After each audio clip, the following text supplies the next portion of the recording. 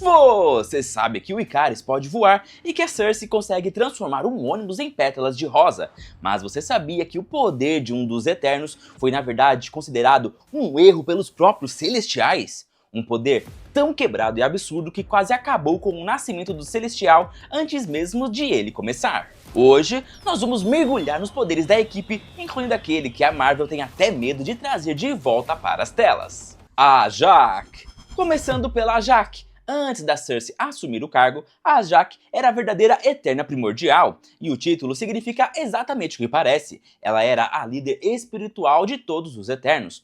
Por causa disso, é normal pensar que ela teria os poderes mais absurdos de todos, mas não é bem assim. A arma mais importante no arsenal da Jaqen é, na verdade, a sua capacidade de curar. Ela consegue manipular a energia cósmica para acelerar o processo de cura de absolutamente qualquer ser que tenha um batimento cardíaco. E eu estou falando de acelerar de verdade. Além disso, os poderes dela vão muito além de apenas consertar feridas físicas. A Jaqen consegue curar danos psicológicos, atrasando temporariamente os terríveis efeitos da Madj-Wari, que é basicamente uma espécie de demência que atinge os Eternos. O perigo é real, porque o peso de carregar memórias por milhares de anos literalmente se transforma em uma doença neurodegenerativa que causa colapsos mentais. Ela não pode ressuscitar os mortos, mas se você ainda estiver respirando, ela consegue te trazer de volta de praticamente qualquer ferimento grave. Isso faz dela a curandeira da equipe e uma das healers mais poderosas de todo o universo cinematográfico da Marvel.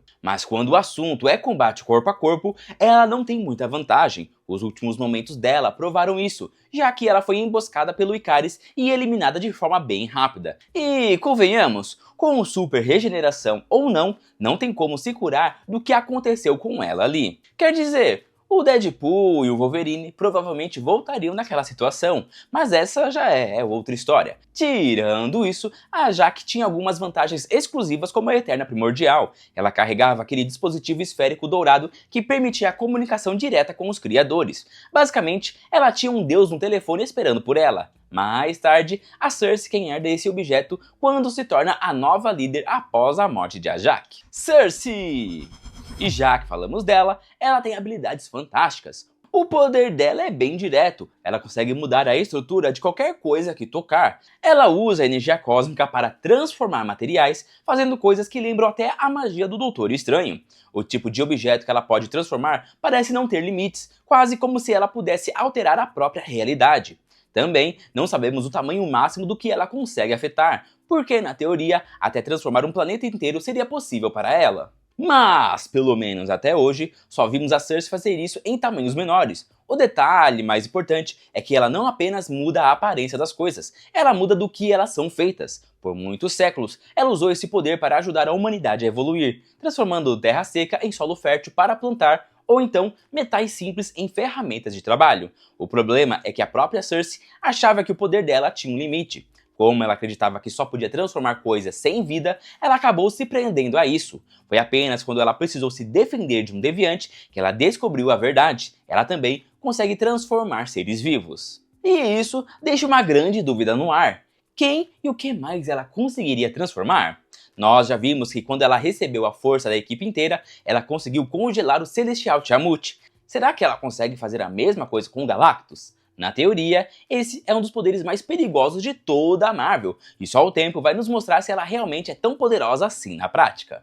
Falando agora do Kingo, ele atua basicamente como o atirador dos Eternos. Ele consegue concentrar a energia cósmica nas mãos e nos dedos para criar tiros de luz dourada. Mas esses disparos não são apenas lasers comuns, eles têm a força de sobra para atravessar a pele dura e blindada dos deviantes e causar um grande impacto. Isso torna o Kingo um lutador muito especial na equipe, já que ele é um dos poucos que domina o combate de longe. O que deixa ele ainda mais perigoso é o jeito que ele controla essa energia. Ele pode atirar várias vezes bem rápido para derrubar inimigos menores, ou juntar toda a sua força em um único disparo gigante e destruidor. Ou seja, ele tem a opção de atirar sem parar para enfraquecer o adversário ou resolver a briga de uma vez só com um tiro carregado. O único problema desse poder é que o tiro mais forte demora um bom tempo para carregar, e ele fica totalmente desprotegido enquanto faz isso. É exatamente por esse motivo que o Kingo funciona muito melhor lutando em grupo. Ele é o apoio perfeito para causar dano nos inimigos enquanto se move rápido pelo campo de batalha. Todo esse controle de ataques à distância faz dele uma ameaça letal quando trabalha em equipe. Porém, se ele precisar lutar sozinho no mano a mano, teria muita dificuldade para enfrentar alguém mais resistente e veloz como o Icaris ou a Makari. Fastos!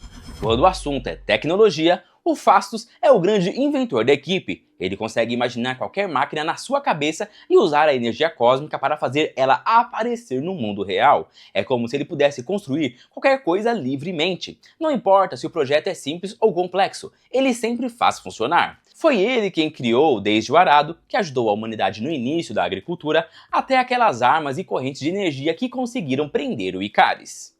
O único limite dele é a própria imaginação e a quantidade de energia que ele consegue usar. Mas o que deixa o Fastos realmente poderoso é a facilidade com que ele lida com tecnologias que já estão prontas. Ele consegue desmontar ou melhorar qualquer máquina, até mesmo a Unimente, que foi aquele aparelho complexo usado para unir a força de todos os Eternos em um ataque só. Ele funciona como um supercomputador vivo e, diferente do Visão, não precisa de uma joia do infinito para isso. Na hora da briga, ele usa campos de força para se proteger e aqueles discos de gravidade para atacar. Com essa inteligência, ele consegue derrotar inimigos muito maiores sem precisar dar um soco, apenas criando, na mesma hora, a ferramenta exata que precisa para vencer. Icaris! O Icaris, por outro lado, é um dos poucos Eternos criados puramente para a luta pesada. Enquanto os outros são bons em coisas específicas, como tecnologia, cura, ele já é a força bruta do grupo. Todos os Eternos são muito fortes, rápidos e resistentes, mas o Icaris é considerado o mais poderoso de todos por um bom motivo. Afinal, foi preciso a equipe inteira para conseguir segurar ele. Ele consegue voar até o espaço e chegar ao Sol em poucos minutos. Se a gente parar para pensar, isso faz dele muito mais rápido que alguns heróis velocistas, como o Mercúrio, porque ele precisa alcançar velocidades absurdas só para sair do planeta em segundos. Ele até consegue acompanhar a Makari, mesmo ela sendo incrivelmente veloz. E claro, não podemos esquecer dos raios de energia que ele solta pelos olhos, bem no estilo do Superman, para acabar com seus inimigos. Mas no fundo, o Icaris é um soldado. Ele vive dividido entre o amor pela família de Eternos e a obediência cega ao criador deles. Dá para entender um pouco a atitude dele quando lembramos que, por 5.000 anos, ele guardou sozinho o terrível segredo de que a Terra seria destruída.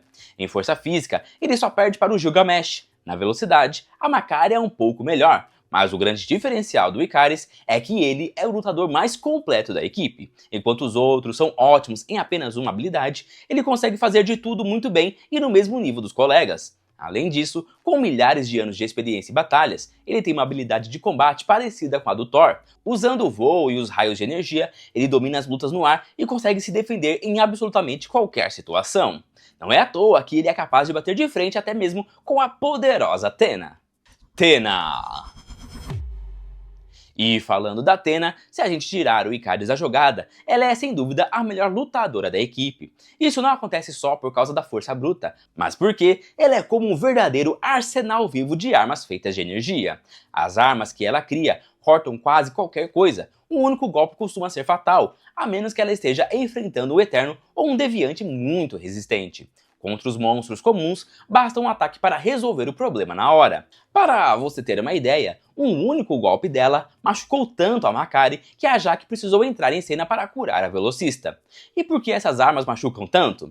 Lembra que o Kingo junta a energia dele para dar tiros? A Athena faz a mesma coisa, mas junta tudo na forma de armas antigas de combate corpo a corpo, como as dos espartanos. É por isso que o impacto dela é tão pesado. A arma favorita dela é a espada, mas ela não fica só nisso. Ela consegue criar lanças, escudos, machados e qualquer outra ferramenta de batalha, sendo a grande mestre de armas do grupo. Um detalhe muito legal na história dela é que ela é a verdadeira deusa Atena da mitologia grega. Quando chegou à Terra, ela viveu na Grécia Antiga e virou a grande protetora da cidade de Atenas. Sendo bem sincero, Athena é a terceira Eterna mais forte, ficando atrás apenas do Icaris e do Gilgamesh. Como os dois não estão mais vivos, hoje ela é a guerreira mais perigosa da equipe. Até mesmo o monstro Crow teve muito trabalho para lutar contra ela. Ela também aguentou bater de frente com o Icaris e, mesmo perdendo no fim, conseguiu machucar ele bastante. Mas Athena não vence apenas pela força física e pelas armas de energia. Ela é uma excelente artista marcial e domina perfeitamente todas as armas que cria. E isso garante a ela uma vantagem enorme em absolutamente qualquer tipo de situação no campo de batalha. Druig. Falando agora no Druig, você lembra que no começo eu comentei sobre um poder absurdamente forte? Pois é o dele. Enquanto os outros Eternos ajudam a humanidade entregando tecnologia ou transformando a Terra, o Druig faz isso através do controle mental. A telepatia dele consegue atingir uma quantidade tão grande de mentes que faz o professor Xavier parecer um iniciante. O poder dele vai muito além de só invadir pensamentos. Ele consegue anular completamente a vontade própria de centenas de milhares de pessoas ao mesmo tempo. E isso não é exagero. Ele já provou que consegue fazer isso. No ano de 1521, durante a queda do Império Azteca, o Druig não aguentou ver o massacre do exército espanhol e chegou ao seu limite. Ele assumiu o controle da mente de todas as pessoas da região e parou a guerra inteira sozinha. É por isso que essa habilidade é tão perigosa. A grande regra dos Eternos é ajudar os humanos sem se meter diretamente na história. Mas, se o Druig quisesse, ele poderia facilmente controlar a mente do planeta inteiro e forçar o mundo a evoluir exatamente do jeito dele. Mas, como ele se vira em uma briga? O Druig age como um verdadeiro mestre dos fantoches. Ele controla outras pessoas e faz com que elas lutem no lugar dele. Quando o inimigo já está bem cansado ou distraído, ele usa sua agilidade para aparecer e dar o golpe final. Já no combate direto corpo a corpo, ele não aguenta muita pancada. Tanto é que o Ikaris derrubou ele sem a menor dificuldade. Mesmo com essa fraqueza física, ele tem o potencial para ser um dos personagens mais assustadores desse universo. Imagine o Druig solto em Nova York. Ele poderia virar a cidade inteira contra heróis como o Homem-Aranha, o Buck ou o Capitão América sem precisar fazer nenhum esforço. Makkari.